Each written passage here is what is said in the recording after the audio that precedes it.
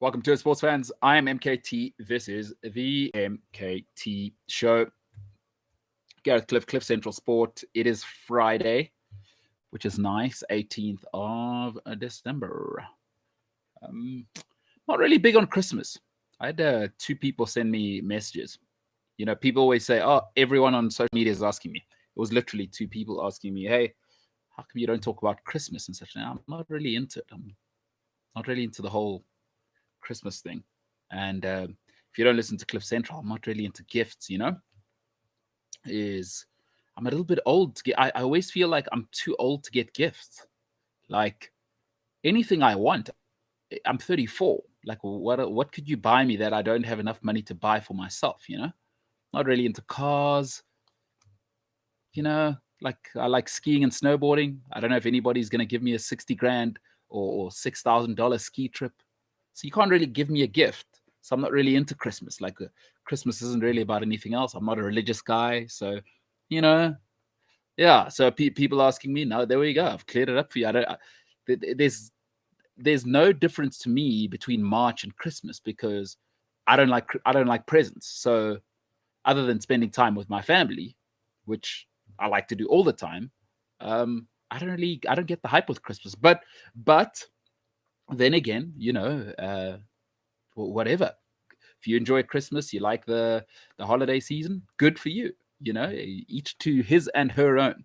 But there we go. I'm not a presents guy. There's nothing you can buy me that I don't have already. I'm 34, not 18. So that's why I don't like presents, for one. Is the best present is money, I've always said. Especially the older I get. Like I've worked long enough to get whatever I want. Don't get me frivolous things. I'm not one for frivolous. I don't like extra fat in life. Like trim the fat, no nonsense. I'm a no nonsense guy. 9.2% body fat. It tells you everything, right? There's no extra fat. Give me what I need. I'm a very functional person. A friend of mine calls me very boring, but there you have it. That is why I am the Grinch. But anyway, this is a sports show. Welcome to it, MKT. Let's get into it. Friday means Friday 5. I'm going to give you. I had a few interesting conversations, reading a few articles over the week. I'll give you my 5 best players in the Premier League at the moment because I'm hearing a lot of malarkey, especially from Liverpool fans, and they need to settle down. But I'll give you the 5 best players in the Premier League right now.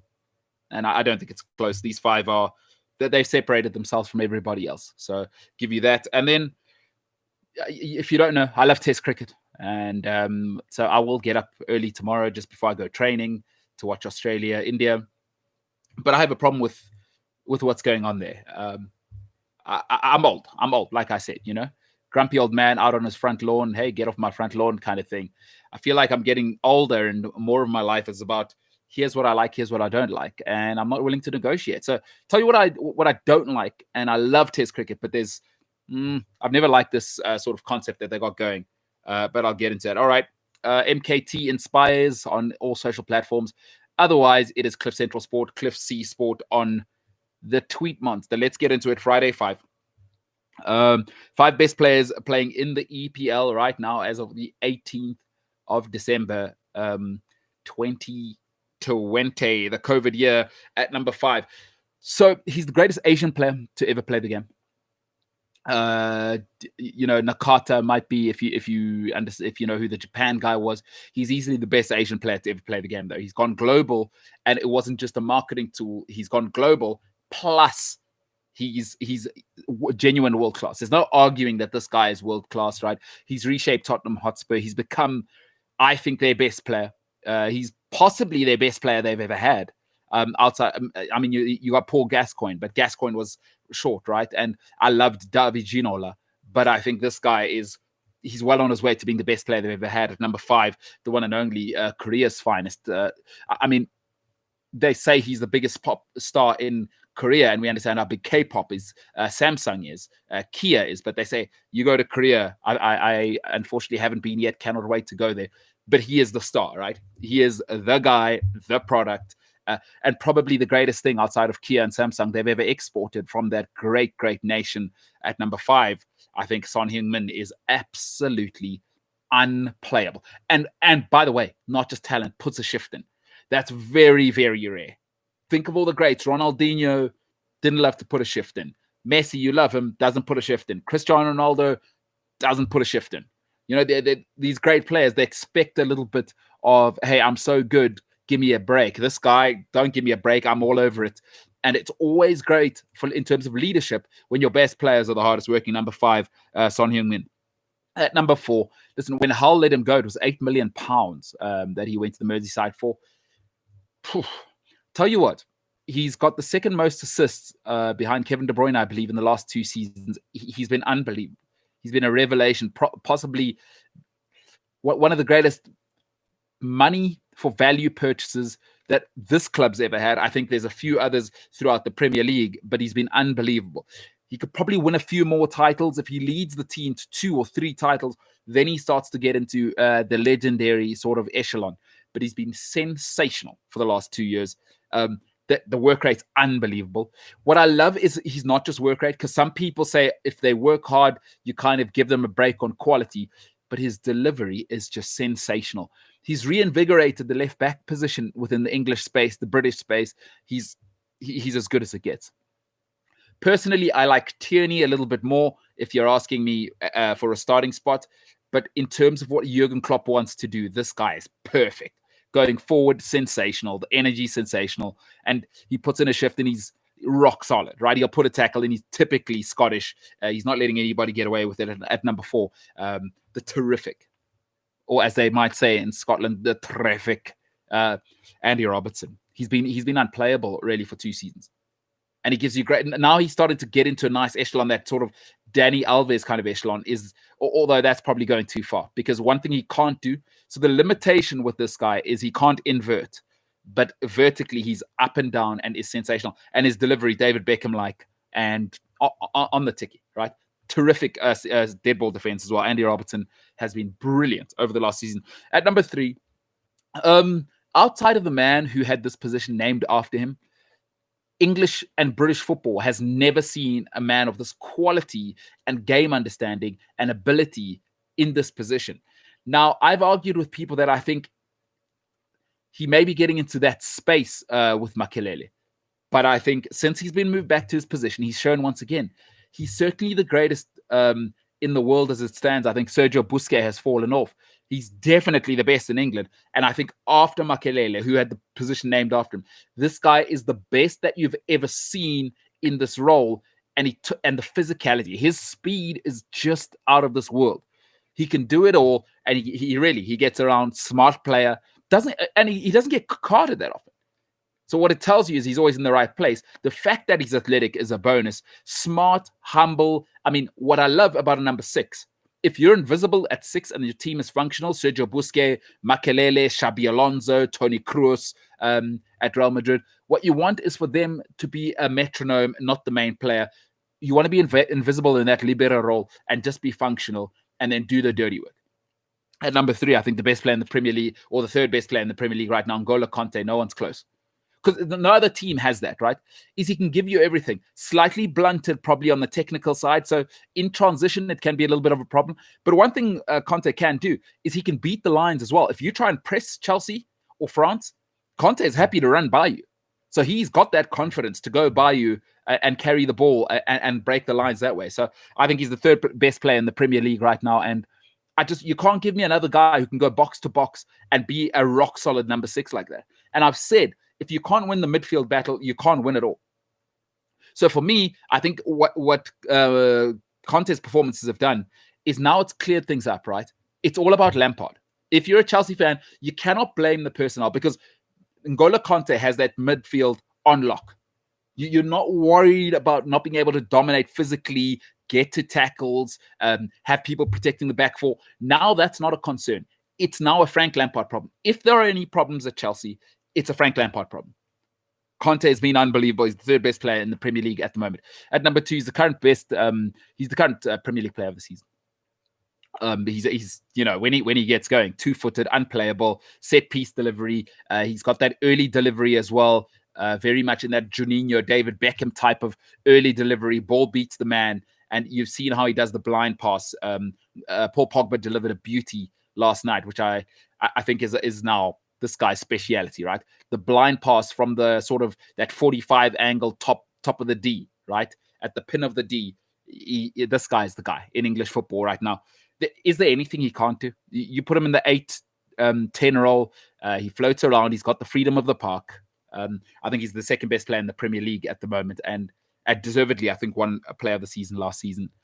I think he's missing Kun Aguero, though. I do think that connection, we've underestimated how good Kun Aguero's movement is, right? And I think you're starting to see at Man City that on the left, they're really missing Aguero, but this isn't about that. It's about this guy. He is unbelievable. Assist machine, and he can do it all. There's nothing in midfield he cannot do at number 2, Kevin De Bruyne. Kevin De Bruyne is sensational, folks. He is unbelievable. Is he legendary yet? I don't think so. I think he needs to show me that he can carry a team without David Silva and Vincent Kompany, but that doesn't matter. We're talking purely about ability and production, quite frankly. He's been unbelievable. De Bruyne, just forget it. Over the last 3 seasons, he's been unplayable, and I think he's still carrying that form on, and expect to see him near the top of the assist charts again, and probably a double-double. Double goals, double assists. You can expect that, especially when Aguero comes back. Kevin De Bruyne, unbelievable player. Unbelievable player. At number 1, this guy, when they signed him, I said to a friend of mine, I just don't think he's that level. You know, this team got him from, what people call their academy. But when they bought him, I thought, I like him. He's a bit gimmicky, and the hairstyles, and I don't know if he's clean, because to get to the top, you need a clean touch, you need a clean finish, you got to arc your runs. But he's so fundamentally sound. You look at these guys from this region of the world. I don't know how they do it, because South Africans just can't get this. But the technique is so clean. The way they receive the ball, the way they protect the ball, the core strength. By the way, you look at this guy and his number 9 teammate. They're not the biggest guys, but they're wiry and they're unstoppable with the ball at their feet. Everything that's good goes through him. He does everything. He dribbles left, he dribbles right, he scores goals, he scores with his head. He makes them, they're very good without him. But over the last 2 seasons, and especially last season, he's made them unbeatable. Right? It was like Kevin Durant going to the Golden State Warriors, right? They had Clay and Steph, and what that made them was sensational. But then you added Durant, and they were unbeatable. And with this guy, when he's humming and the rest of the team's fit, if Van Dijk was back, I'd say they'd be unbeatable. I don't think it's going to be enough to get them in the top 4. I'm sticking to the fact that Liverpool are making top 4. But ladies and gentlemen, the number 1 player in the Premier League, and he has been for the last 2 seasons. I think De Bruyne last season just went to another level just in terms of production. But overall, this guy is as good as it gets, right? Name one thing this guy can't do. He's got tremendous strength. And then what I love, the work rate again. When the best in the business has the work rate, it's my one criticism of Kevin De Bruyne, is he doesn't like to run backwards to his own goal. This guy will do anything for his team. He'll do anything. Technically sublime, right foot, left foot. He will score spectacular goals. It doesn't matter where you put him. Right, left, up front. He's as good as it gets. At number 1. And it brings me tremendous pleasure, because I am Afro-biased, to say that Sadio Mane is unplayable. He is unplayable. I think he's the one player you could take out of the Premier League right now. Put him at Real Madrid, Barcelona, Bayern Munich, wouldn't matter. He gets in the team. Because you take Kevin De Bruyne, try and put him in Bayern Munich, I don't know if I like him better than Müller or Kimmich. I think they're a step above him. Take him to Real Madrid, I still like Kroos. I really do. Take him to Barcelona, I could work with what Barcelona have got going in midfield already. You take Sadio Mane to any team, Gnabry, sit down. Right? You take him to Bayern Munich, Gnabry, take a seat. Because that's the role Mane likes to play. He likes to occupy the left. And I like Gnabry. I'm a Bayern Munich fan. Real Madrid, Vinicius, take a seat. I don't like Benzema. So you could put him, he's the star player at Real Madrid right now. Barcelona, okay, Leo Messi's what he is. I mean, he's not human. But any of the others, take him out. Griezmann, sit down. Whoever. Dembele, sit down. Whoever. Sadio Mane could get into any team at Barcelona as the only team where he's the co-star player. You take him to Juventus, I think Ronaldo is the second best player at Juventus. I do. I think he's better than Cristiano Ronaldo right now. He's unplayable, this guy. You can't get the ball off him. And then now he's added the most crucial part, that final product. He is so deadly. He is so deadly. You let him get away. You give him an inch of space. He's bending it in the top corner. He's putting it to Salah. He's putting it to Firmino. It's just an unplayable guy. He's unbelievable. The best player in the Premier League right now. Sadio Mane. Sensational. It makes me sick, by the way. Don't love Liverpool. But Sadio Mane is just, folks, love or hate Liverpool. This guy's unplayable. And a credit. A credit to his country, a credit to where he's come from, and a credit to himself, because that's my type of guy. No frills, no fuss, just play. And you see, he gets kicked a lot. No whinging. Don't give me Neymar. Neymar's not a footballer. Neymar's a Jogo Bonito outdoor star. In football, we call them true ballers, right? He's a baller. Like there are professionals, and I know one or two who play in the Premier League who don't respect Neymar. I asked the same two guys, what do you think of Sadio Mane? And they just say, come on. Pro's pro. What's very hard for a lot of players is, and you see this divide with a Neymar and a Pogba, is it's hard to get the respect of your pros. That's the hardest thing. Getting media and Twitter and Instagram people to like you, that's very easy. Get a marketing team and we get behind you for 2 or 3 years. Yeah, get you a couple of cool hairstyles.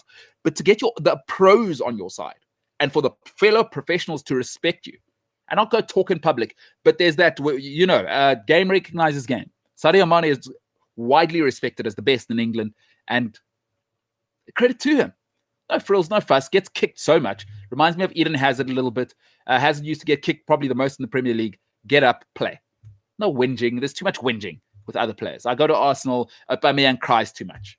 I go to City. I was looking at, I go to City, Jesus. I don't like the crying. I was watching Man United last night. Terrific win to hang on against Sheffield United. I thought, Rashford, stop crying. Martial, baby. Mane, big man. Kick me, cool. I'll see you just now in the box and try and kick me again. It's going to be a penalty and we'll finish it and we'll win 3-0. A real baller. Sadio Mane. So that list, best 5 players as of the 18th of December 2020. Son Heung-min at number 5. Number 4, Andy Robertson. Number 3, N'Golo Kante. At number 2, Kevin De Bruyne. And the undisputed king right now, for me. And it's even more credit to him because they've been so injured and he's carried everything. Mo Salah's a glory boy, right? He doesn't pass. He wants to be in the box and just shoot. And this guy will do it all. Pass, create, fight for the ball, get it back, get it to Salah, and just unbelievable. At number 1, the king right now, Sadio Mane. Brilliant, brilliant player. A brilliant, brilliant player. Son Heung-min, Andy Robertson, N'Golo Kante, Kevin De Bruyne, Sadio Mane in that order. Friday at 5. All right, just want to finish off with one quick one. So, just because something is, we're going to talk a little bit of Test cricket, by the way. Just because something is good for other people, like I like tank tops. I don't have big arms. I've seen guys wearing tank tops. I'm like, oh, that's a good idea. That's a good idea for you, my man. Good for you for gymming hard enough to have those arms. Some girls are wearing short shorts. For some girls, good idea. For some girls, not so much. So just because some things are a good idea, by the way, doesn't mean it's a good idea for everyone. Right? And this is where I think we see a lot of problems nowadays. We're living our lives through Instagram and social media. Is we see somebody with a certain haircut. We see somebody with a certain car. And we think that'll make us happy. So I told you, I'm not a man of things. If you weren't listening at the beginning of the show, people asked me, hey, why don't you like two people? I make it sound like I'm, what? Madonna. I'm not Madonna. I'm not famous at all. But 2 people send me a message like, hey, how come you never talk about Christmas or Christmas music? So I don't like presents. I'm old. I already know what I like. I have all the things I want. I've been working for long enough to acquire enough capital to buy the things I really want, right? Unless you can get me a ski trip or, I don't know, trip to Costa Rica or something. It's not a real present. Everything else, just give me money, right? So I'm all about, just because it works for somebody else, it doesn't mean it's going to work for you. And I'm big on that. Like, I like things that work for me. And I live a very, very dull life, right? I know the 5 or 6 things I like. I eat the same 3 meals all the time, unless I go out for dinner. But I eat the same thing. But here's my thing, right? There's this idea now that Test cricket has, that because ODIs and T20s and the young people are loving it, they move and they groove and it's all happening, right? Test cricket needs to get juiced. And I say, it's nonsense. I hate the day-night thing. And I couldn't tell you how much I loathe the pink ball thing. I'll tell you why. Is Test cricket, right? And cricket itself has actually never been a professional sport. It's really always been left up to India, Australia, and England to run, and everybody just kind of fills in and has their. But it's never been an organized division where they've got a Roger Goodell type of CEO saying, we're going to have strength versus strength, and we're going to really give this test thing a go, right?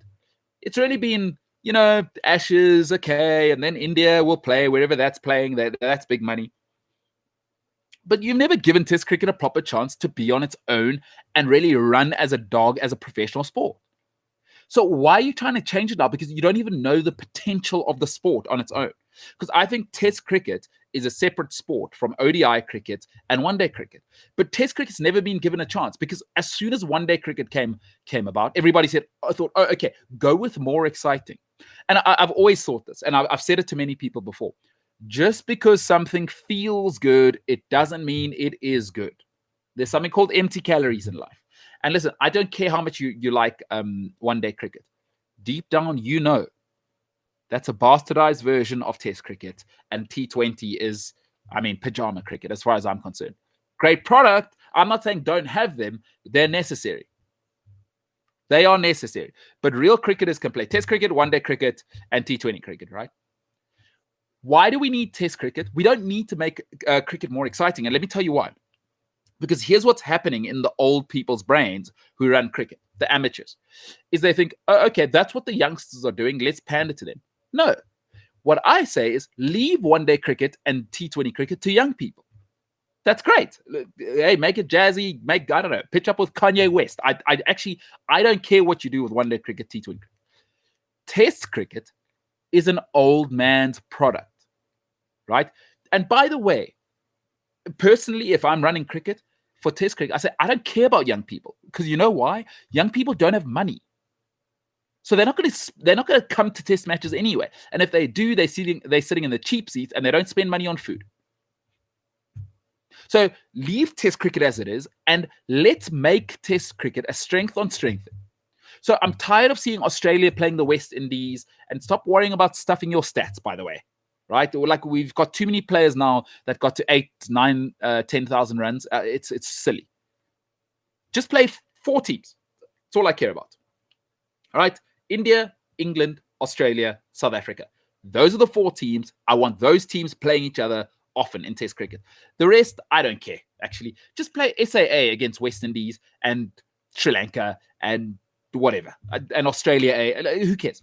But Test cricket, let's turn it into a real competition. Make it professional and stop pandering to young people.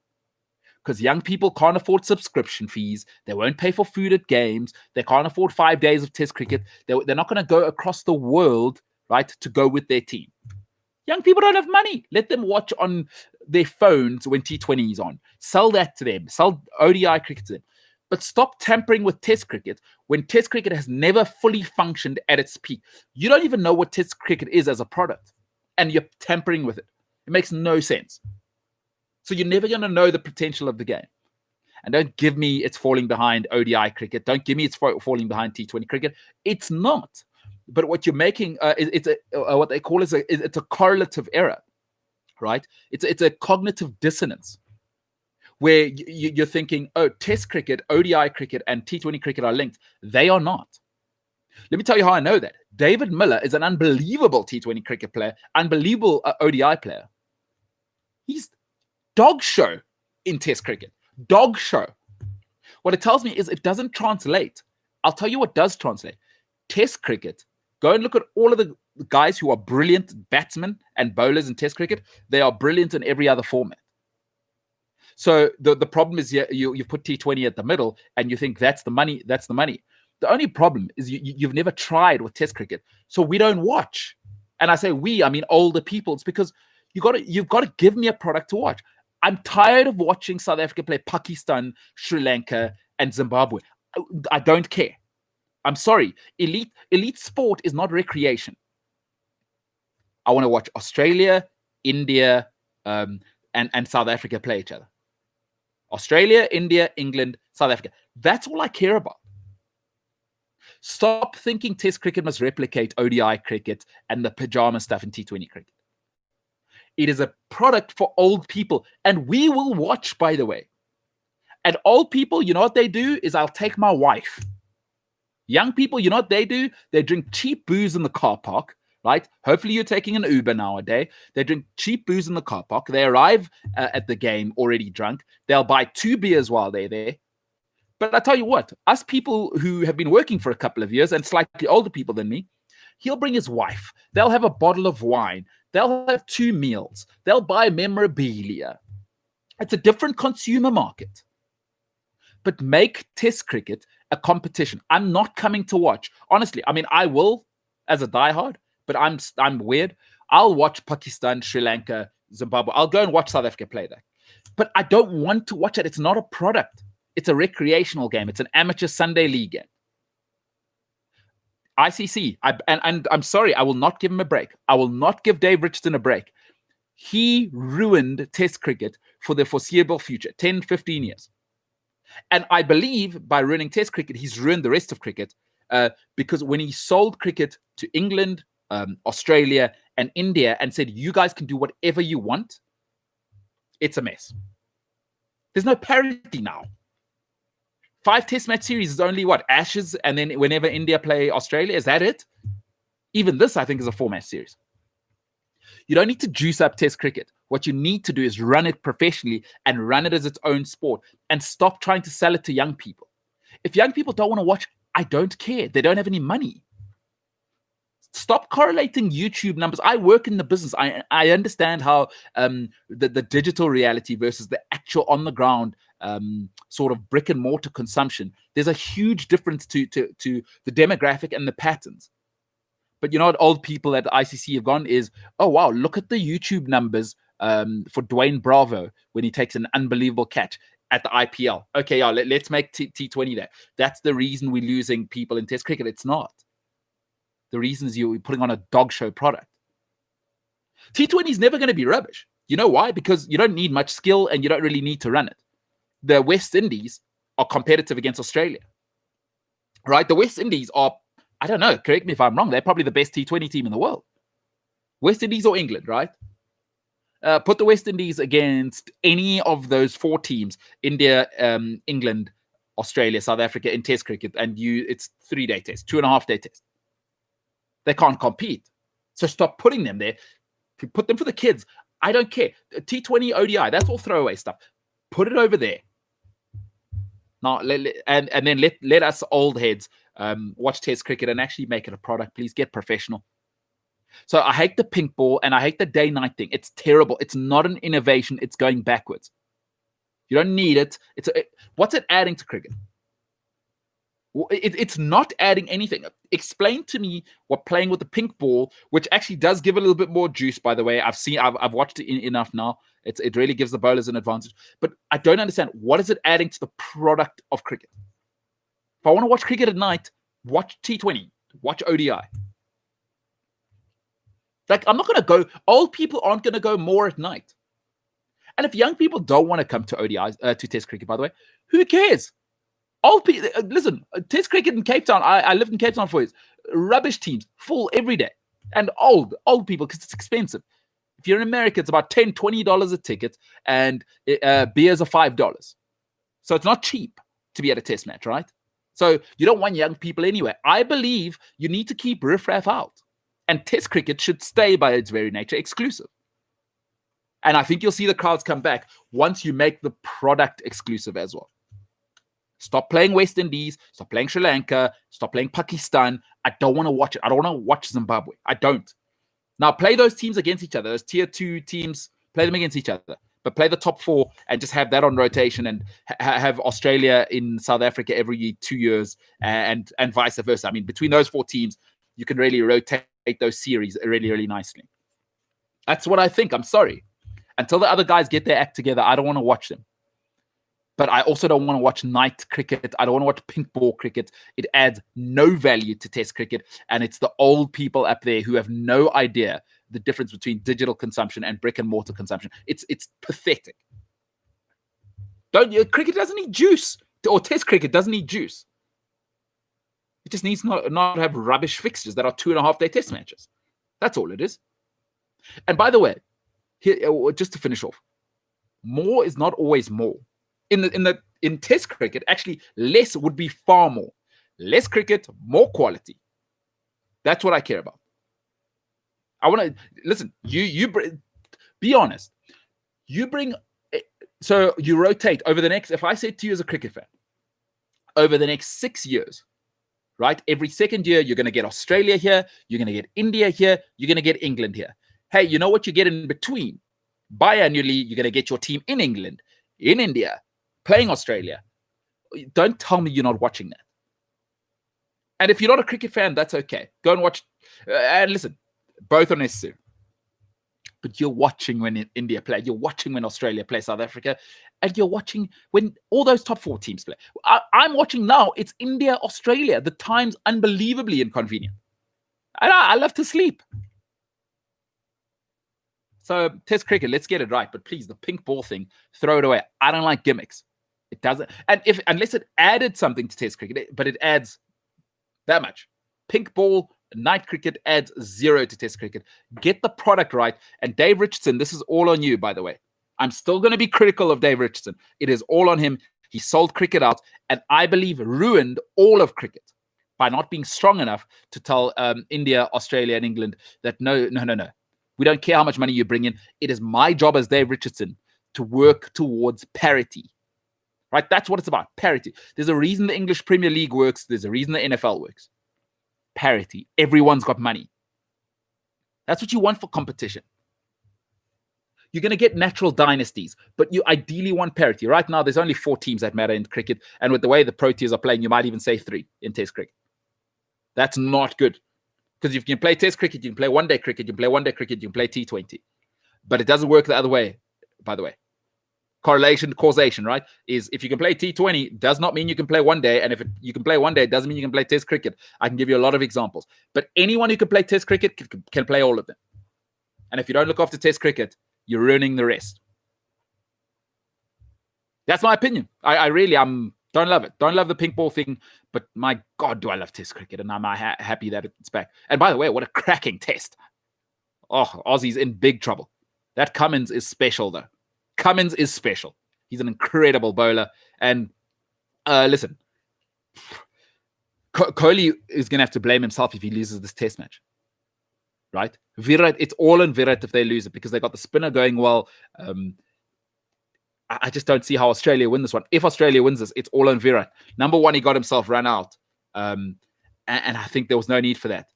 But let's see how it goes. Looking forward to tomorrow morning, day 3 in the Test cricket. Love to know what you think.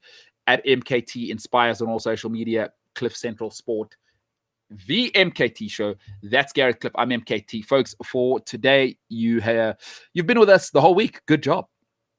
You could have been anywhere with anybody, but you chose to be with us, and I'm truly grateful for that. Ladies and gentlemen, for this week, it has been an absolute honor. Enjoy your weekend. Be safe, be loved, and I look forward to seeing you fresh on Monday. Have a great weekend. But for now, from all of us here at Cliff Central Sport, the MKT Show, we are the hell out of here.